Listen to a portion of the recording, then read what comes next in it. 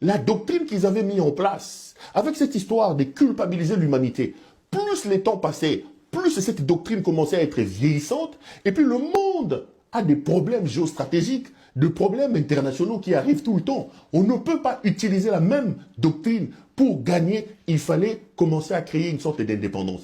Le Rwanda aujourd'hui a commencé petit à petit, à avoir son indépendance par rapport au monde. Ce qui fait que ceux qui croient que les sanctions contre 3-4 militaires rwandais vont sensiblement changer la doctrine, l'utilisation va changer, va avoir de l'influence sur le comportement du Rwanda dans l'Est de la République, ils se trompent. Ils se trompent. On va réfléchir ensemble, les amis. Vraiment, on va réfléchir très tranquillement ensemble. Les sanctions américaines,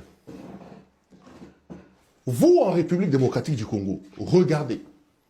L'histoire récente de ce pays, de notre pays, démontre qu'il y a eu des gens qui ont été sanctionnés. Lambert Mende était sous le coup des sanctions des États-Unis d'Amérique. Évariste Bochab a été sanctionné par les États-Unis d'Amérique. Kalev Moutonde a été sanctionné par les États-Unis d'Amérique. Corneille Nanga, que vous voyez là, a été sanctionné par les États-Unis d'Amérique.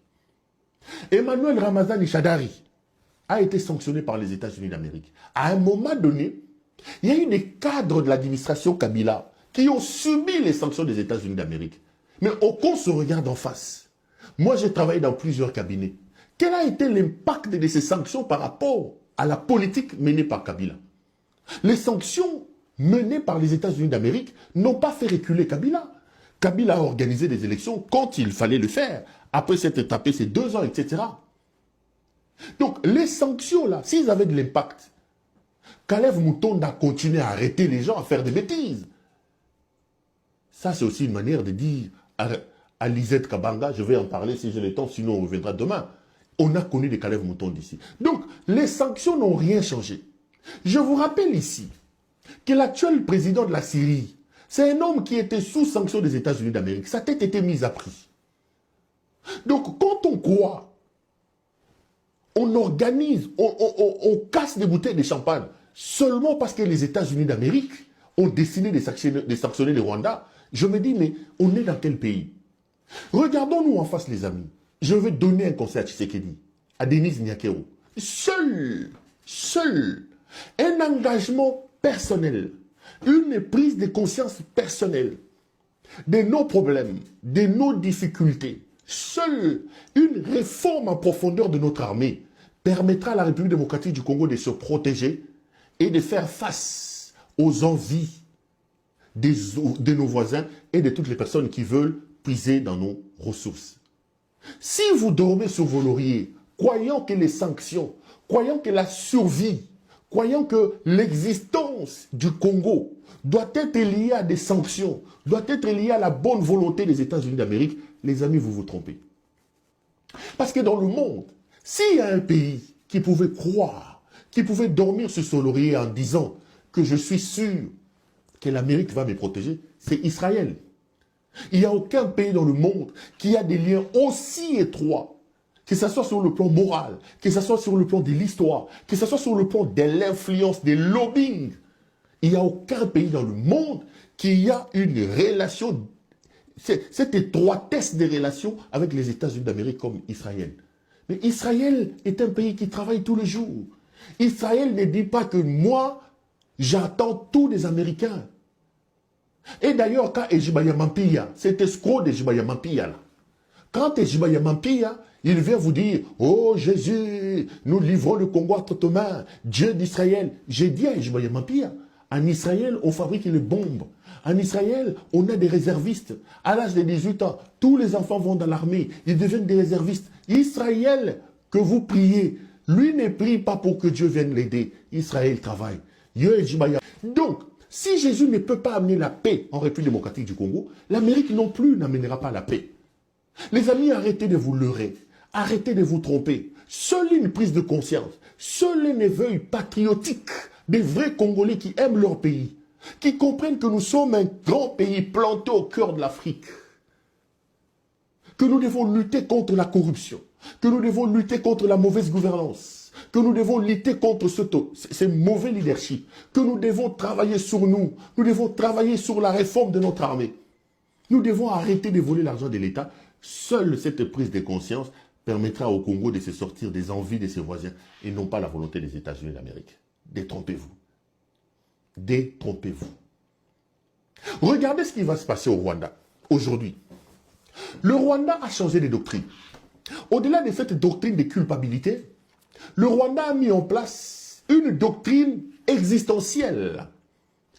C'est cette doctrine-là qui, aujourd'hui, le Rwanda utilise comme une corde au cou qui lui permet de faire des allers-retours en République démocratique du Congo.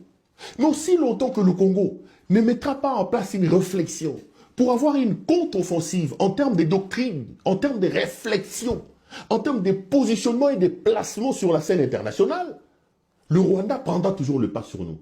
Je vous explique ce que moi je pense. Le Rwanda est parti de cette doctrine de culpabilité qui lui a permis d'avoir une sorte de stabilité.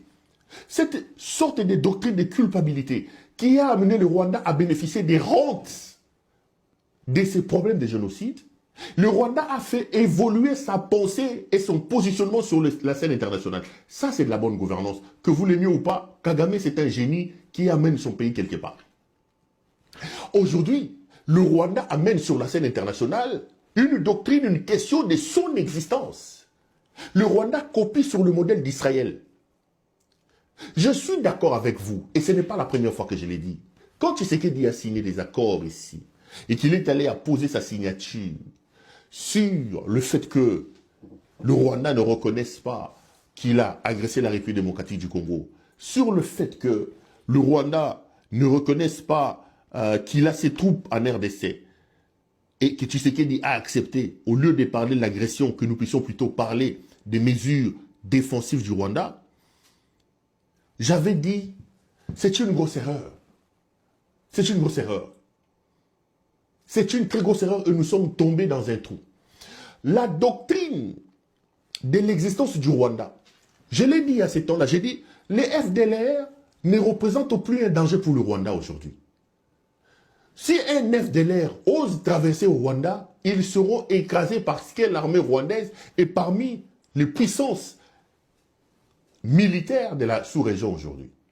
Mais le Rwanda a réussi à faire passer cette question des FDLR d'une question présentielle en termes de nombre, en termes de puissance, en termes de présence, à une question d'idéologie. Aujourd'hui, quand le Rwanda évoque les FDLR, il n'évoque pas les FDLR en termes de menaces. C'est là qu'ils sont un peu ingénieux et que nous sommes un peu en retard. Parce que nous, notre discours, moi-même, je suis le premier à le dire. Je vous dis non, le Rwanda ment. Les FDLR ne représentent plus aucun danger pour le Rwanda. D'ailleurs, la plupart des FDLR sont déjà vieux, ils sont déjà morts. Mais le Rwanda a réussi à faire passer la question des FDLR d'une question de présence humaine, des forces humaines, à une question d'idéologie. Ce qu'ils appellent idéologie génocidaire. Quand le Rwandais parle de la crainte qu'ils ont par rapport au FDLR, ils ne parlent pas d'une présence physique, d'une attaque physique. Ils parlent d'une idéologie des FDLR. Ils parlent d'une idéologie génocidaire. Ils ont peur que ces gens qui n'ont pas la force physique de les attaquent sitôt par rapport à l'idéologie, par rapport à la pensée génocidaire. Et c'est cette doctrine-là qu'ils ont réussi aujourd'hui à utiliser sur la scène internationale. Et c'est d'ailleurs pour ça qu'ils vous disent que nous avons mis en place des mesures défensives. Nous, comme des idiots, nous avons apposé notre signature. Mais regardez maintenant ce qui va se passer. Cette doctrine existentielle, le Rwanda va l'utiliser.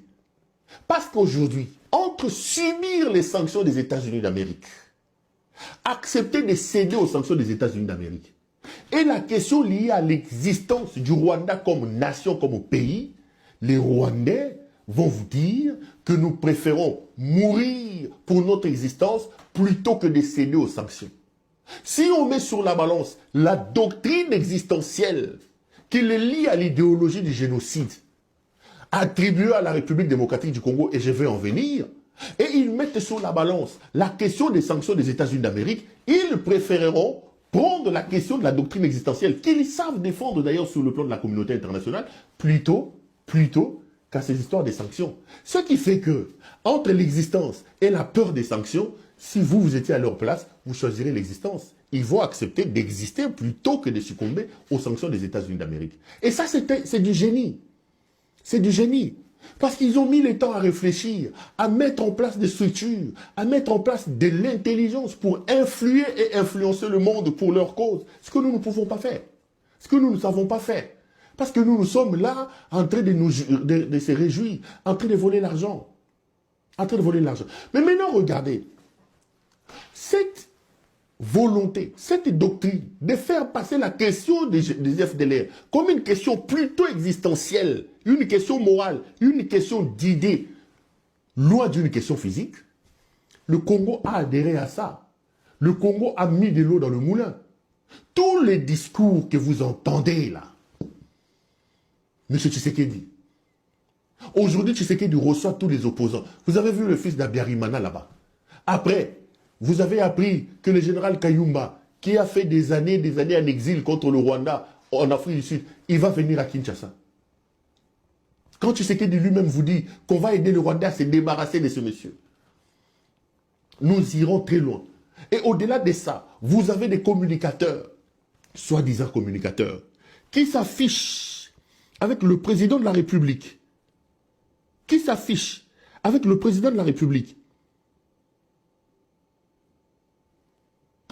Qui s'affiche avec le président de la République, mais qui prêche pour l'élimination physique. Qui vous disent que les Banyamulenge, il faut les tuer. Les Tutsis, il faut les tuer, il n'y en a pas. Quand vous avez sur vos médias officiels des porte-paroles de l'armée qui viennent et qui vous disent que moi, ça, Banyamulenge Kobal a été, vous mettez de l'huile, vous mettez de l'eau dans le moulin de cette idéologie. Et aujourd'hui, le Rwanda est prêt à mourir pour défendre son existence plutôt que céder aux sanctions des États-Unis d'Amérique. Ils ne céderont pas. Premier élément. Deuxième élément. Réfléchissons avec vous. Regardez la haine qu'il y a aujourd'hui entre M. Tshisekedi et Paul Kagame. Vous voyez Kagame, vous voyez le Rwanda accepter que Tshisekedi revienne à Goma, que Tshisekedi revienne à Bukavu.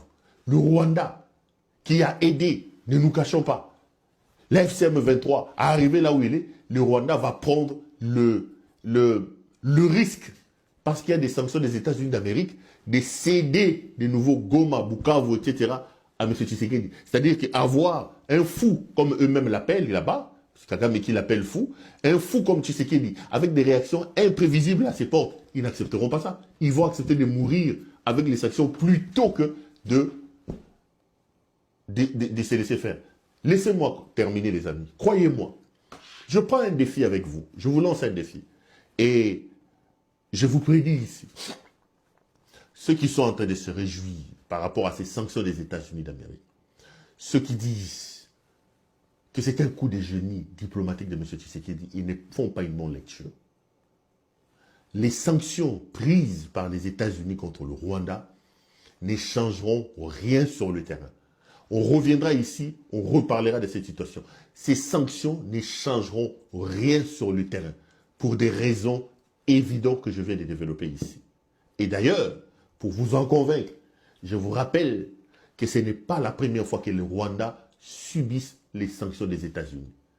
Et d'ailleurs encore, je vous ajoute que nous-mêmes, dans notre histoire la plus récente ici, nous avons connu des collaborateurs, des proches des Kabila qui ont été frappés par les sanctions des États-Unis. Je vous ai cité les noms. Évariste Bochab, Lambert Mende, Corneille Nangaa, les Emmanuel Ramazani Chada, les Kalev Moutonde. Les sanctions n'avaient rien changé à l'administration et à la gouvernance des Kabila. Elles ne changeront rien, alors rien à la gouvernance et à la direction des affaires par le Rwanda. Si vous aimez le Congo, débarrassez-vous de ces bandits de Félix Tshisekedi. C'est un bandit, un voyou.